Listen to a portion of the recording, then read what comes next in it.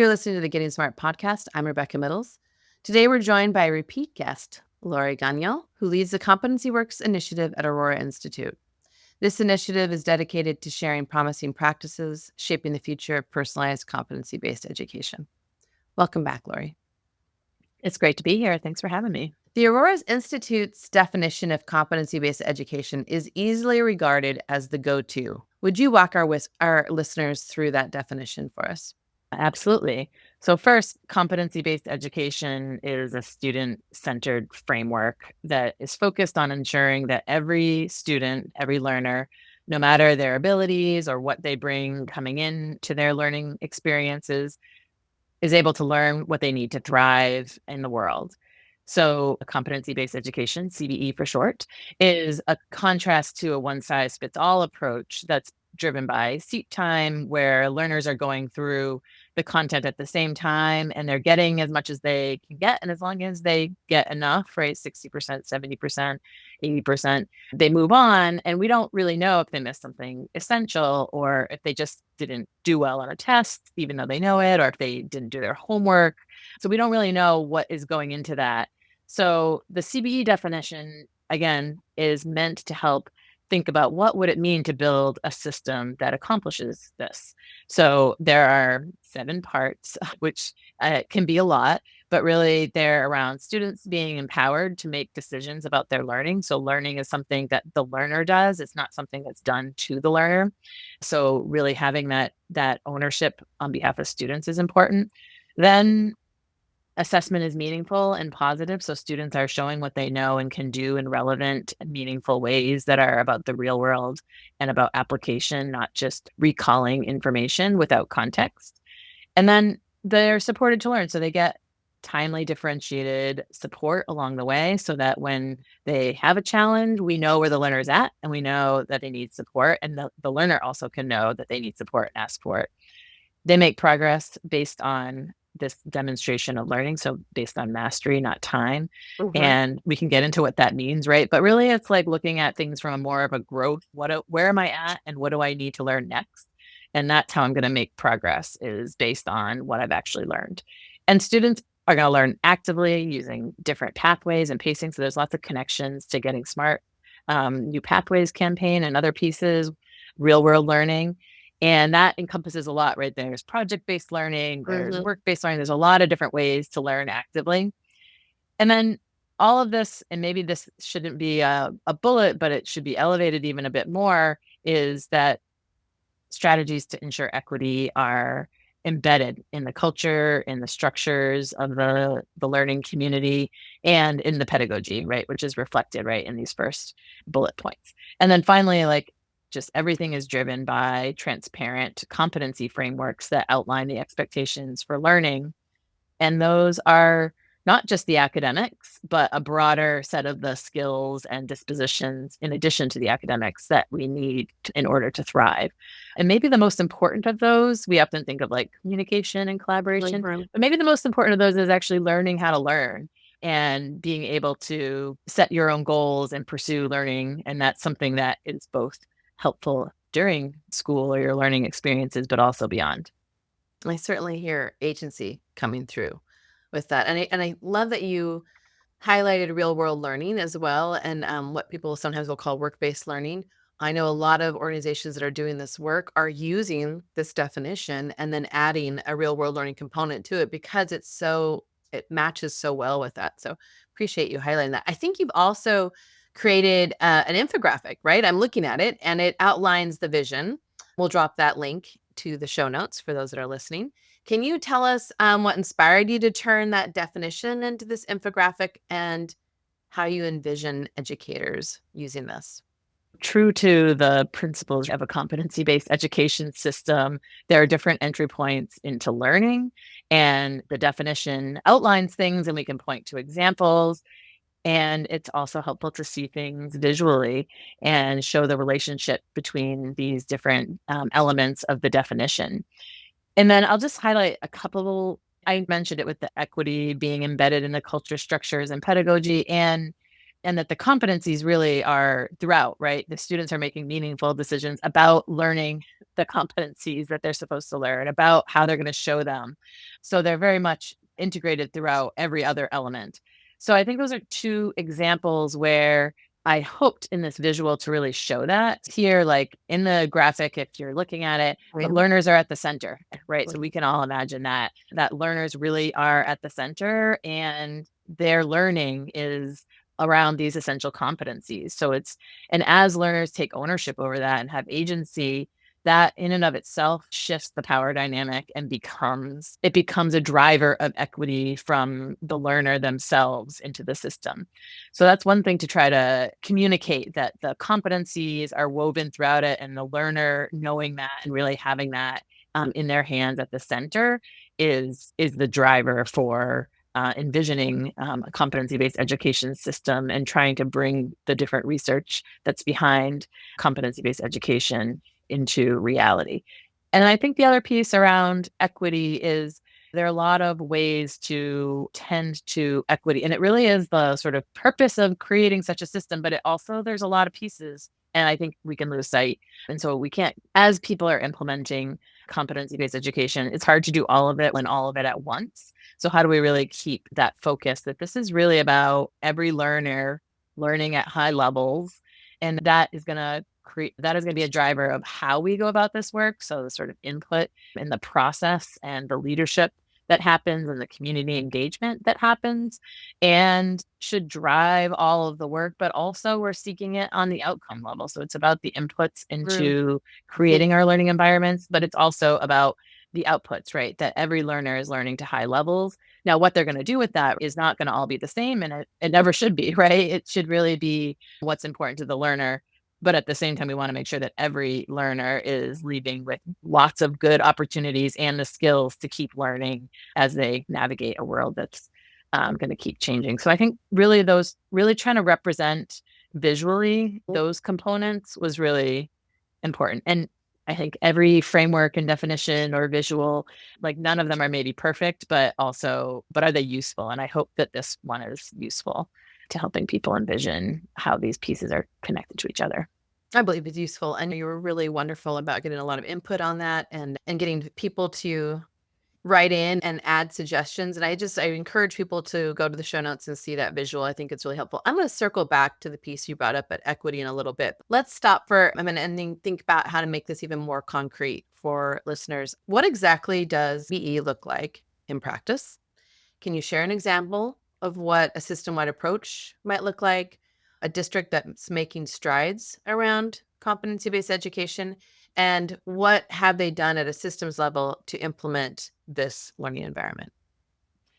Yeah, that is a great question. And the answer is, as there are multiple pathways for learners in learning, there are also multiple pathways for systems and schools to enact competency based education. And I think that's part of the beauty, but also the complexity, right? There's not a single right way to do this. So I'll give just a couple examples that illustrate some different approaches and different orientations that are still really working towards embodying and implementing these definitions.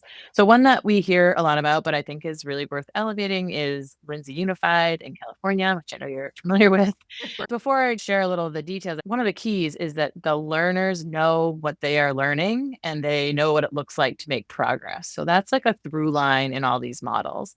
And in Lindsay, school, I think still they call their schools learning communities, right? So they're shifting kind of mindset. So that's getting to that culture of learning and making that really accessible and driven by the learners. Their competencies they look a lot like the standards or maybe power standards, right? So they're still grade level, but the learners know where they're making progress and they move on, right? They can move on to work on the next thing when they demonstrate proficiency. A lot of the learning still happens in the classroom, but as time goes on, as they get to high school, there are pathways that students get to explore and see those real world connections. They are talking about their learning throughout. They're building their class, starting with the littlest kids, defining their classroom values and how we're going to learn together and what it looks like to be a learner here. to more culminating demonstrations of learning where learners are talking about what they learned and what they want to do with that. And I think a lot of the competencies are driven by this kind of standards-based framework, but they also have lifelong learning outcomes that are transparent and cutting across. And this is another common piece where the sort of academics maybe are still there, right? Still in kind of courses and grade levels. And we start to bring out these transferable skills that cut across the system.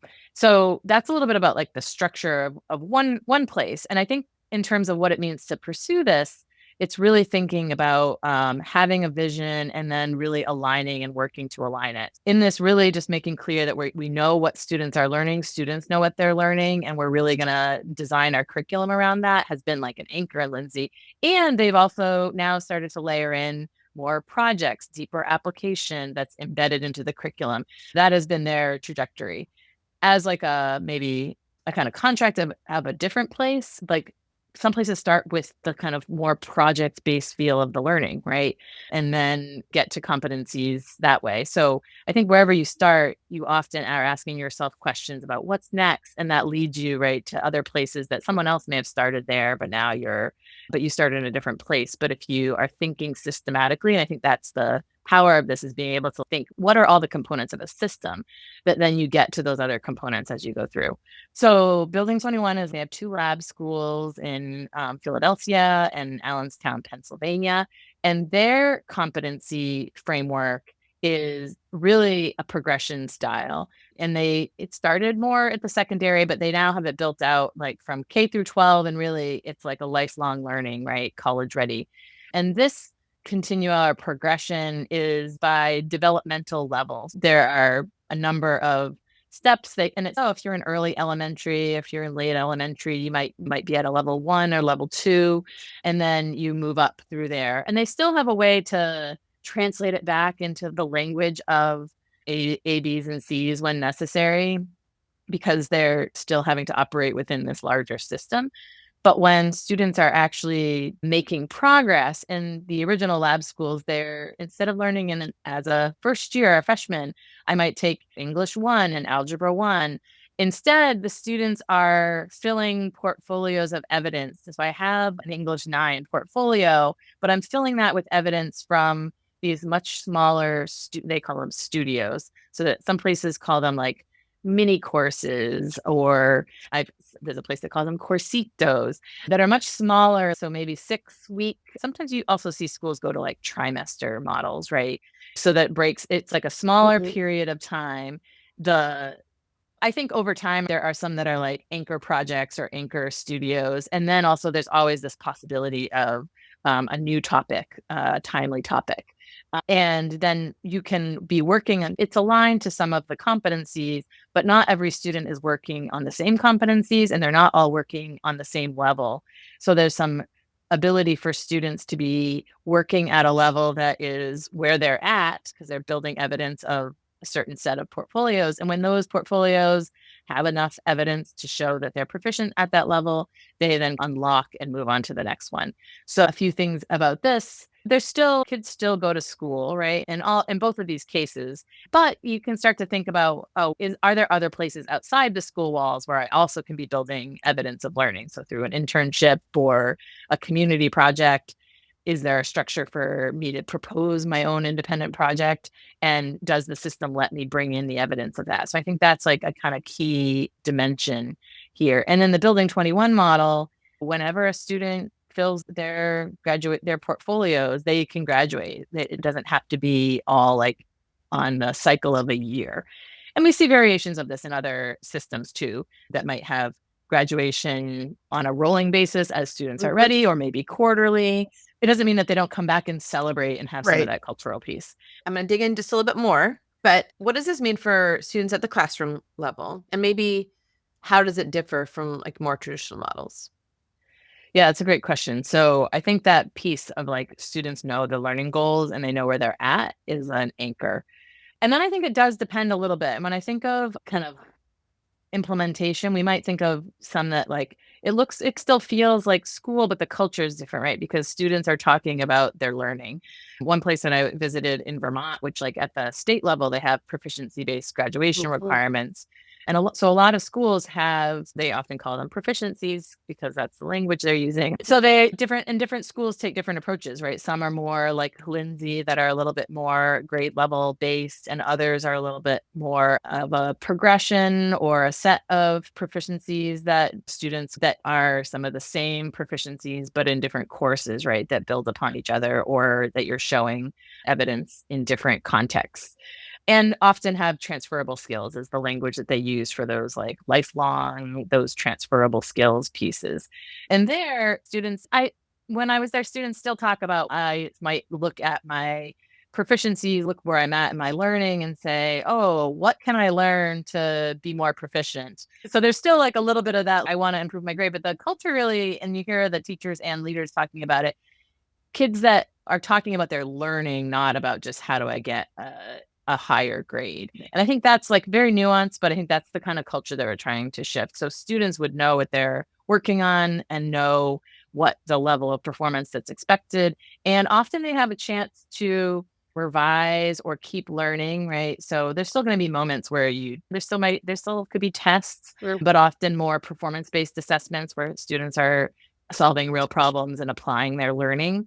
But whatever the assessment is, hopefully it's a range, right? Like we want to see more performance-based assessment, more application in real world context. But no matter what, wherever the learner, whatever they demonstrate, there's usually an opportunity to reflect and revise, either to apply it to the next project and then show more competency. So the what you're reporting on is your overall level of competency, not just your average of all the times that you've tried something and shown something. But also, if you don't feel like that was a good representation, you often have a chance to relearn and retake and reassess because the focus is really on the learning, not on are you ready on this day? And this is your only chance. And for that, I like to use the I'll go back to this actual student experience a little bit more, but I like to use the analogy of riding a bike. And if you take a little longer to ride a bike, how long are you going to hold it again? So if I take a month longer than everybody else, but then it clicks and then I can ride my bike and now I'm ready to go mountain biking or do a really long bike ride. Like, how long are you going to remind me that it took me longer? Like, do you want to just always say you can never get more than a B in bike riding because you failed that first bike ride? You fell off the bike. And now it doesn't matter that you don't fall off your bike anymore. We're just going to keep we're just going to keep reminding you of that. So in a class, yeah, so students might also, and I think this is where the pedagogy, like the model will change things, right? So there are places like Purdue Polytechnic High School is a great example where it's all really designed around projects. Mhm. And then they're showing the competencies, which I think maybe they call them I can statements, but like it's mapped on, but really it's very much what are the projects we're working on right now? What are the projects that the learning facilitators, the teachers have? What are the questions that the students have? And how do we do real things? And through doing those real world STEM projects, I know is a big focus there because of the Polytechnic piece. How are we doing engineering design? How are we Mhm. creating models, right, that solve a problem? And through that, you need to learn things, right? It's not just cool and fun projects. You actually have to know something in order to solve the problem. So the content is still there, but it just comes in from a different direction. So I think there can be a range of what it actually looks like on a day to day, but always having that students know their goals. There are Mhm. choices that they're making. In Vermont, for example, like all kids starting in sixth grade on have a personalized learning plan. So there's space within that to choose, right? And they might be choosing their courses, they might be choosing some flexible learning options that are outside the classroom. So there's that place to say, I know my learning goals and I now know how Mhm. my learning experiences are helping me to get to those goals. You serviced a lot of things that I'm pretty sure a lot of us are still processing. If you're new to this conversation, it's one of my favorite ones, this answer in particular. But what I like that you highlighted is we're really emphasizing the fact that we want you to learn the content or the skill that's been targeted and that the journey is not going to hinder that outcome. And so I think I everybody loves that argument that I encounter about the problems of averaging. But what I've also seen is when that's a systemic practice, students opting to take courses that they know they will be successful in, or taking projects that they know they will be successful in, if they're worried about playing that GPA game. And what I love about Mm. what competency-based does is not only is it getting you away from that with a lot of people moving to the Greek systems and instead of a valedictorian, salutatorian, but also it really encourages people to go after something that might be challenging for them because the outcome is what's being measured, not how long it takes you to get there or the obstacles along the way. Love that was highlighted. You touched on the different terms. I'm going to jump to a topic about competency-based education and various terminology. There's also people will also use the term, as you mentioned, particularly in the New England and East Coast area, you'll hear proficiency-based, but it wasn't just there. For a while, other districts that you mentioned also use that term, performance-based, proficiency-based. Some will say mastery-based learning. And sometimes we'll even hear people say standards-based or standards-driven, and we'll talk about it in a competency structure. All of this gets used interchangeably often. Talk to me about that. Do we need to have more of a shared language about what we mean when measuring based on competence instead of seat time? Do you think that's important? What's your thoughts on this? Yeah, I think this is one of the things that I sometimes think I've solved when I'm like out on a run. This is a challenge, right? Because I think that in addition to what I've been describing, how there's multiple ways to do competency based education, I think that a lot of, especially in like our education system, people are like, want the quick fix, they want the answer and they want to just know the steps to do it. And this is really pushing against that, right? That there's not a single right way. And and I think that's true in the terminology. The way I think of it is that there are all these different terms, and we could try to really define to say proficiency based is, oh, you're just proficient. Competency based is like something higher, or maybe it's for different people, right? Competency, you're competent, right? You're there. Mastery is like this kind of expertise level of, but actually, not everyone holds those same concepts. So I think that we could try to like really specify, like, oh, this part is mastery based, this part is proficiency based, and here's how they're different. And we could do that work to try and define the construct, which we really, there is value in being clear about what we mean. But I think when we really want to put learners learning and equitable learning at high levels for all students, that's a shared vision that maybe we can point to further ahead and then think about how are all of these attempts to get to a system that's getting there.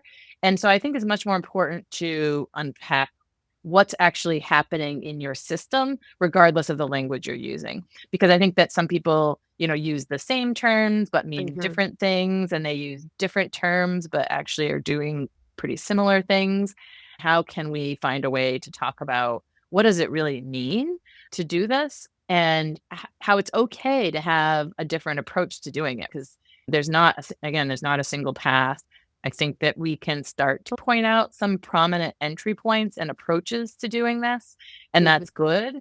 And then I think use the language that makes sense in your community. And even with like proficiency, mastery, competency, we can also talk about student-centered learning or learner-centered education, right? Personalized learning, right? I didn't even talk about personalized or deeper learning. Right. There's so many iterations that I think are important. Even like experiential learning or place-based Right. learning share a lot in common, right? And those are like more specific, right? They have some Mhm. specific elements that shape the flavor or the approach. But if you're going to do it well and you unpack it, you have some of these essentials in some form. Maybe You you lean in further, you're more transformative on some elements than others. And hopefully what the Yeah. competency-based education definition that is quite widely used does is provide a common place for thinking about whatever we're going to call it.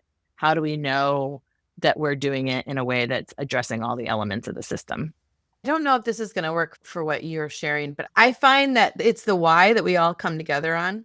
Where the terminology can get us hung up is when we start talking about the how. And you just said that with the approaches and the how and the whats. That gets finer grain size that I think could help people understand different approaches. Let's come back to equity. I appreciate how central the equity is defined in your definition, but I imagine there could be some misunderstanding about how competency-based education can function as an equity strategy. If each student gets to move at their own pace, wouldn't that make the opportunity gaps grow? Have you heard that? What's been your response to that? Yeah, and I think that there's certainly more room for like full experimentation of what does this look like without sort of constraints. But really, we operate in a world where kids are growing up and developing, and there's a social aspect of things. There's a lot of art, I think, to getting the right balance. So if you're going to be super granular and not let kids move on until they've shown all these minute things, probably missing the point, because it's not just about moving through the content and checking off the boxes. It Mhm. really is about seeing the through line and growing and really having that ownership over your learning and then being able to do something with it. So, what are those most essential skills and mindsets? And you need really foundational literacy and numeracy and some conceptual content development. So, how do we focus on those most important things? I think some of the biggest pieces here, first, sometimes I say, oh, we don't want 25-year-old eighth graders, right? That's not the point, right? But how do we think differently about sometimes if you're trying to go through, oh, you got to start on the basics and you don't get to do the application, then we're really doing a disservice to those learners because sometimes what they have is a big idea and the Right. engagement that comes from that helps us to backfill the important content knowledge, literacy, numeracy, and conceptual knowledge. So it's really shifting, I think it's challenging us to think differently about what that could mean. I think one of the biggest pieces is that in competency-based education, we really want to know where the learner is at. We want to think about these most important learning goals that are defined in the essential competencies. And we want to really know where learners are at so that we can see who needs more support, who needs a different approach. And I think that's the other piece is that when you see a student struggling, ideally in a competency-based system, there's a way to take a different tack that isn't just go back and do the same thing that didn't work the first time again, but can we take a different entry point that can get to the most of those same competencies and help you get unstuck? So you can't do that if you don't really know, right? And the standards based movement has like, we've made some progress in having more common shared expectations, but often in our systems, right, if you're like, how, if you ask a teacher, how is my kid doing on this standard? Like the teacher probably can answer that. But the system isn't necessarily tracking that at that student level, right? And it's all maybe that's just the observational knowledge of a teacher. Whereas in a competency based system, we're trying to make that shared, right? So that Yes. the learner knows it, the teacher knows it, and then we can be problem solving and also then developing that learner agency to say, yes, you need it modeled, you need to be guided, but eventually you have the skills to actually be able to say, I think this might work better for me if I do it a different way. Mhm. And so there's a lot of different ways that this looks. And I think that there's still more to be Mhm. learned and shared. And I think sometimes this happens. How do we really think about what it means to move on when ready and to really be true to equity, meaning every learner is getting what they need? I think that, yeah, there's like different timelines for that, right? So often it could be like at this like kind of day to day classroom level that you might be moving at a slightly different pace, but there's got to be a way. And I think of this at a lot of alternative schools doing competency based models where students might be coming in at a fifth or sixth grade reading level, but they're in high school. It doesn't mean like just only doing fifth and sixth grade content, right? So, what is like age appropriate material, but then how do you then scaffold those other skills that aren't there so that, and again, this is like we often are, it's maybe not, it's just not true that after third grade, you're learning to read until then. And then after that, you're reading to learn. We need to have a little bit more of a nuanced and idea of that so that we can really make sure that if you're not there yet, that there's a pathway for you. And I think that's really what it's about is building a system that is able to see and recognize where kids are at and help them recognize. I also think that agency is right alongside that. It's Yeah. actually a system that is really setting up students to become advocates for themselves, and that's not a threat. That's acknowledged and it's cherished. So I think that's another piece that you're surfacing.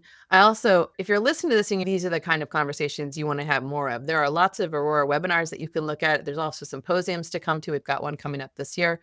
These are the conversations that happen there. But when we talk about grain size and what is needed maybe in an elementary and to a secondary level, and you at grain size grows and gets bigger, particularly when we're talking about it in relation to portrait of graduates. The idea is that the context does have some agility to it. And so that you Definitely. are going to honor what students are bringing in, their background, what matters to them. And I think that's another play for equity that I don't know if we surfaced enough. I definitely heard you saying it, but I just want to highlight that for the listener. Yeah, absolutely. So as we close, maybe you could share why you believe competency-based education is the right approach to take if we truly want to transform education.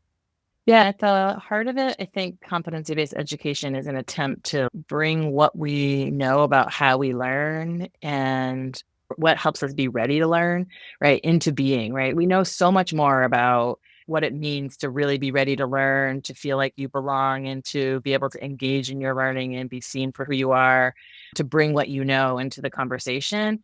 And CBE is looking to think about all those different ways of what we know from the learning sciences and how do we put that into action in a real way. And so we just have there's so much potential there to build a system that even starts to implement what a part of what we know about how we learn and are continuing to learn about the way that the human mind works.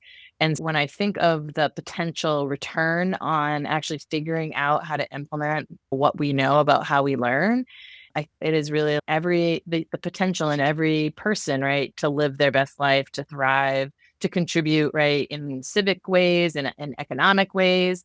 And if we can unleash that human potential, then I think that we are going to have a better world. That's a little like idealistic, but I truly believe we have way more to do to develop our people, and competency based education, I think, is our best working model of how to approach that. Thank you. Always a joy to have these conversations with you, Laurie. Thank you for joining us today. And those of you that are listening and you want to find out more, I encourage you to look into Competency Works through the Aurora Initiative, Competency Works Initiative through the Aurora Institute, and get involved.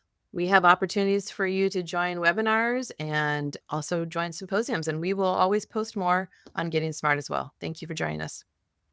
Thanks for having me. Thanks for tuning in to the Getting Smart podcast today. We want this podcast to be actionable, insightful, and a great way to learn about what's next in learning. In order to stay on the cutting edge, we need people in the field to tell us what they're hearing, what they're wanting, and what they're needing to learn more about.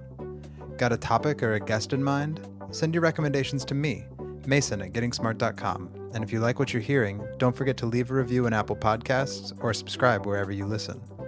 Feel free to share the podcast on social media using the hashtag GSPodcasts. Thanks so much.